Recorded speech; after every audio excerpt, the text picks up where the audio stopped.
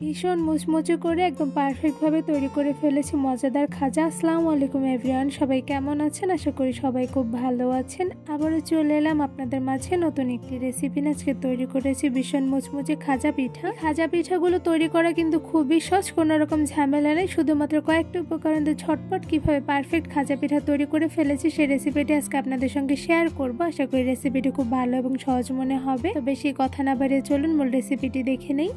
প্রথমে একটি মিক্সিং বোলের মধ্যে দিয়ে দিচ্ছি ময়দা। এখানে আমি 2 কাপ পরিমাণ ময়দা দিয়ে দিয়েছি। সাথে দিয়ে দিচ্ছি লবণ, এখানে আমি হাফ চা চামচ পরিমাণ দিয়ে দিয়েছি। আর সাথে দিয়ে দিচ্ছি রান্নার সয়াবিন তেল, এখানে প্রায় 3 টেবিল চামচের মতো সয়াবিন তেল দিয়ে দিচ্ছি। এবার হাতের সাহায্যে ময়দাগুলো খুব ভালোভাবে তেলের সঙ্গে মেখে মিশিয়ে নিব। ময়দাগুলো তেলের সঙ্গে খুব ভালোভাবে মেখে নিয়েছি, দেখতেই পাচ্ছেন খুব সুন্দরভাবে কিন্তু মেখে নেওয়া হয়ে গিয়েছে। এবার এই ময়দার মধ্যে দিয়ে দিচ্ছি পানি, এখানে আমি নর্মাল পানি দিয়ে দিচ্ছি অল্প পরিমাণ করে। ময়দার মধ্যে অল্প পরিমাণ করে পানি দিয়ে খুব সুন্দরভাবে একটি সফট ডো তৈরি করে নিব। ময়দার ডোগুলো অনেকটা পরিমাণে সফট করে মুথে নিয়েছি। এবার এই মুথে নেওয়া ডোগুলো একটি ঢাকনা দিয়ে ঢেকে 20 মিনিটের মতন একটি সাইডে রেস্টে রেখে দিব। এবার কর্নফ্লাওয়ারের মিশ্রণ তৈরি করার জন্য একটি বাটির মধ্যে দিয়ে দিচ্ছি 2 চা চামচ পরিমাণ কর্নফ্লাওয়ার, সাথে দিয়ে দিচ্ছি রান্নার সয়াবিন তেল, এখানে আমি 2 টেবিল চামচ পরিমাণ তেল দিয়ে দিচ্ছি।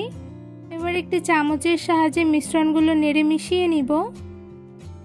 তেলের সঙ্গে কর্নফ্লাওয়ারগুলো খুব ভালোভাবে নেড়ে মিশিয়ে নিয়েছি, দেখতেই পাচ্ছেন মিশ্রণটি কিন্তু একদম রেডি। এবার মিশ্রণগুলো সাইডে রেখে দিব। ময়দার ডোগুলো 20 মিনিট রেস্টে রেখে দেওয়ার পর দেখতেই পাচ্ছেন কতটা পরিমাণে সফট হয়েছে। এবার ডো থেকে ছোট সাইজ করে কিছু লিচি কেটে নিব।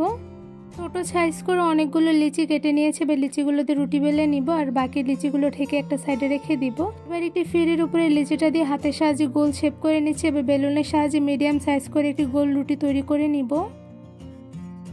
মিডিয়াম সাইজে অনেকটা পরিমাণে পাতলা রেখে গোল শেপ করে একটি রুটি বেলে নিয়েছি, দেখতে পাচ্ছেন কতটুকু পাতলা করে বেলে নিয়েছি। পাতলা করে বেলে রাখা মিডিয়াম সাইজের রুটির উপরে দিয়ে দিয়েছি কর্নফ্লাওয়ারের মিশ্রণ, এখানে আমি 1 চা চামচ পরিমাণ দিয়ে দিয়েছি। এবার হাতের সাহায্যে খুব ভালোভাবে রুটির উপরে মিশ্রণগুলো লাগিয়ে নিব। এবার রুটির উপরে অল্প পরিমাণ করে কর্নফ্লাওয়ার ডাস্ট করে দিচ্ছি। এবার কর্নফ্লাওয়ারগুলো খুব ভালোভাবে লাগিয়ে নিব। এবার রুটির উপরে আরও একটি পাতলা করে বেলে রাখা মিডিয়াম সাইজের রুটি দিয়ে দিচ্ছি। এবার সেমভাবে এই রুটির উপরে দিয়ে দিচ্ছি কর্নফ্লাওয়ারের মিশ্রণ। এবার খুব ভালোভাবে মিশ্রণগুলো লাগিয়ে নিব আর সাথে দিয়ে দিচ্ছি উপর থেকে অল্প পরিমাণে কর্নফ্লাওয়ার। এবার রুটির উপরে খুব ভালোভাবে কর্নফ্লাওয়ারগুলো লাগিয়ে নিয়েছি। এবার সেমভাবে আরও একটি রুটি দিয়ে দিচ্ছি। একটার উপরে রুটি বিছিয়ে আরও একটি দিয়ে এইভাবে 5টার মতন রুটি দিয়ে আমি সেমভাবে করে নিয়েছি। এবার সাইড থেকে রুটিগুলো তুলে নিচ্ছি, ঠিক পরোটার ভাঁজটা যেভাবে দেয় ঠিক সেভাবে কিন্তু পরোটার ভাঁজ দিয়ে নিচ্ছি। এই তো রুটিগুলো দিয়ে পরোটার ভাজি করে নিয়েছি। এবার একটি বেলুনের সাহায্যে একদম পাতলা করে একটি রুটি বেলে নিব। অনেকটা পরিমাণে পাতলা রেখে 4 কোণা শেপে আমি রুটিটা বেলে নিয়েছি। এবার একটি ছুরির সাহায্যে রুটিটা কেটে নেব। তো এখানে মিডিয়াম সাইজ রেখে লম্বা করে রুটিগুলো কেটে নিচ্ছি। মিডিয়াম সাইজ করে লম্বা শেপে রুটিটা কেটে নিয়ে এবার একটি রুটির নিচ থেকে হাতের সাহায্যে গোল করে রোল শেপ করে নিব। রুটিটা রোল শেপ করে নেওয়া হয়ে গিয়েছে। এবার সাইড থেকে আমি হাত দিয়ে লাগিয়ে নিচ্ছি যাতে ছুটে না যায়। এভাবে সেমভাবে বাকি রুটিগুলো দিয়ে রোল শেপ করে নিব। লম্বা সাইজের রুটিগুলো দিয়ে আমি রোল শেপ করে সাইড থেকে লাগিয়ে নিচ্ছি যাতে ছুটে না যায়। তো এইভাবে কিন্তু সবগুলো আমার সেমভাবে বানিয়ে নেওয়া হয়ে গিয়েছে। এবার রোল শেপের সবগুলো রুটি হাতের সাহায্যে চ্যাপটা করে নিচ্ছি। কিভাবে চ্যাপটা করে নিচ্ছি আশা করি দেখে বুঝতে পারছেন। সবগুলো রুটি সেমভাবে হাতের সাহায্যে চ্যাপটা করে নিয়েছি। এবার একটা রুটি আমি বেলে নিব। তো এখানে বেলুনের সাহায্যে একদম ছোট করে বেলে নিচ্ছি। কতটুকু পরিমাণে সাইজ রেখে বেলে নিচ্ছি আশা করি আপনারা দেখেই বুঝতে পারছেন। এই তো খুব সহজভাবে ছোট সাইজ করে একটি খাজা পিঠা তৈরি করে নিয়েছি। এবার সেমভাবে বাকি পিঠাগুলো তৈরি করে নিব। খুব সহজভাবে সবগুলো রুটি দিয়ে সেমভাবে আমি মিডিয়াম সাইজ করে খাজা পিঠা বানিয়ে নিয়েছি। কতটুকু পরিমাণে পাতলা রেখে খাজা পিঠাগুলো বানিয়ে নিয়েছি আশা করি আপনারা দেখে বুঝতে পারছেন। এবার এই পিঠাগুলো আমি গরম তেলে ভেজে নিব। খাজা পিঠা ভাজার জন্য একটি প্যানের মধ্যে দিয়ে দিচ্ছি পরিমাণ অনুযায়ী রান্নার সয়াবিন তেল। এবার গরম তেলের মধ্যে বানিয়ে রাখা খাজা পিঠা দিয়ে দিচ্ছি। এবার চুলার আঁচটা একদম মিডিয়াম টু লোতে রেখে কিছুক্ষণ সময় নিয়ে খাজা পিঠাগুলো ভেজে নিব।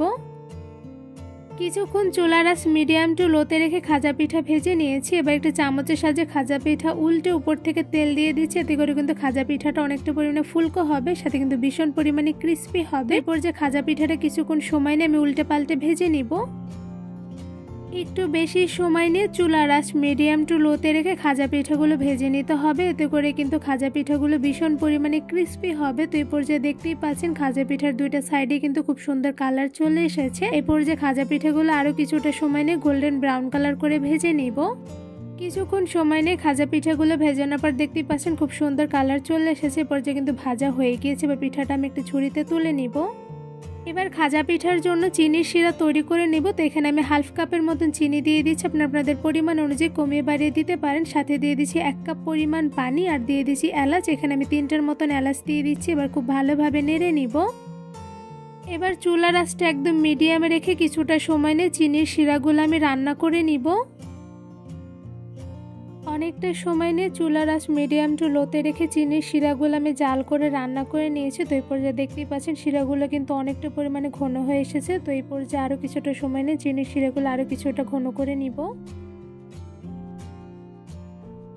চিনির শিরাগুলো কিন্তু অনেকটা পরিমাণে ঘন হয়ে এসেছে। এবারে চিনির শিরার মধ্যে আমি ভেজে রাখা সবগুলো খাজা পিঠা দিয়ে দিব। তো এখানে আমি সবগুলো পিঠা দিয়ে দিচ্ছি। শিরার মধ্যে সবগুলো খাজা পিঠা দিয়ে দেওয়া হয়ে গিয়েছে। এবার চামচের সাহায্যে খুব ভালোভাবে নেড়ে নিব, যাতে শিরাগুলো পিঠার সঙ্গে লেগে যায়। চিনির শিরাগুলো খাজা পিঠার সঙ্গে খুব ভালোভাবে নেড়ে মিশিয়ে নিয়েছি। এবার এই পিঠাগুলো একটি পাত্রে বেড়ে নিব। খুব সহজভাবে কোনো রকম ঝামেলা ছাড়াই তৈরি করে ফেলেছি পারফেক্ট মুচমুচে খাজা পিঠা। এই খাজা পিঠাগুলো তৈরি করা কিন্তু খুবই সহজ, কোনো রকম ঝামেলা নাই, শুধুমাত্র কয়েকটা উপকরণ দিয়ে খুব সহজে বানিয়ে নেওয়া যায়। খাজা পিঠাগুলো আপনাদের একটু ধরে দেখাচ্ছি। তো দেখতেই পাচ্ছেন মাশাআল্লাহ, দেখতে কিন্তু খুবই লোভনীয় হয়েছে। খাজা পিঠাগুলো কিন্তু ভীষণ পরিমাণে মুচমুচে হয়েছে। আমি একটা পিঠা আপনাদের একটু ভেঙে দেখাচ্ছি অ্যাকচুয়ালি কতটা পরিমাণে ক্রিস্পি হয়েছে। তো এরপর যে দেখতেই পাচ্ছেন মাশাআল্লাহ কতটা পরিমাণে মুচমুচে হয়েছে, খুব সহজে ভেঙে গিয়েছে। খাজা পিঠাগুলো কিন্তু ভীষণ মুচমুচে হয়। একবার বেশি করে বানিয়ে দীর্ঘদিন পর্যন্ত কিন্তু সংরক্ষণ করে রাখা যায়। বিকেলের নাস্তায় বা চায়ের সঙ্গে খাজা পিঠাগুলো খেতে কিন্তু বেশ মজাদার হয়ে থাকে। এই মুচমুচে খাজা পিঠা তৈরির রেসিপিটি আপনাদের কাছে কেমন লেগেছে তা আমাকে অবশ্যই কমেন্ট করে জানাবেন। খাজা পিঠা তৈরির রেসিপিটি ভালো লেগে থাকলে আমার চ্যানেলটি সাবস্ক্রাইব করে ভিডিওতে বেশি বেশি লাইক কমেন্ট শেয়ার করে আমার পাশেই থাকবেন। আজকে এখানে বিদায় নিচ্ছি, দেখা হবে অন্য কোনো ভিডিওর মাধ্যমে। সবাই সুস্থ থাকবেন, ভালো থাকবেন, আল্লাহ হাফেজ।